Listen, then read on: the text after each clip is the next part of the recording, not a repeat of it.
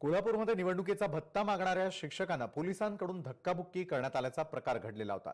राखीव शिक्षकांना निवडणूक भत्ता लागू नसल्याचं सांगितल्यानं शिक्षक आणि पोलिसांमध्ये धक्काबुक्की झाली होती। मात्र गैरसमजातून हा प्रकार घडल्याचं जिल्हाधिकाऱ्यांनी म्हटलंय।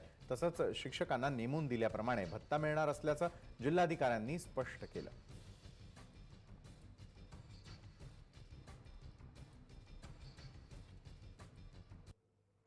भत्ता देतो पण 300 रुपये भत्ता देतो असं सांगितलं।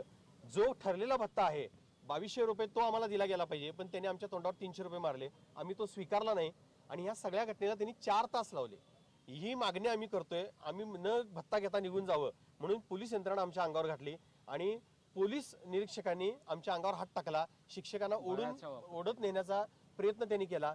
शिक्षकांना सन्मानाची वागणूक न देता त्यांच्या अंगावर हात टाकणं ही अतिशय निषेधार्ह गोष्ट आहे, निंदनीय गोष्ट आहे। तुम्ही आमच्याकडून निवडणुकीचं काम करून घेता आणि आम्हाला अशा पद्धतीने वागवता। प्रतिष्ठा जर तुम्हाला देता येत नसेल तर आम्हाला निवडणुकीची कामं देऊ नका अशी आमची मागणी आहे। सगळा प्रकार गैरसमज आणि 2 दिवस तो कामाचा ताण होता शिक्षक वर्गावर। जरी ते राखीव असले तरी सुद्धा ते क्षेत्रीय अधिकाऱ्यांसोबत निवडणुकीच्या कामावर गेलेले होते आणि त्या परिस्थितीत त्या ताणातून आणि गैरसमजुतीतून हा प्रकार झालेला आहे।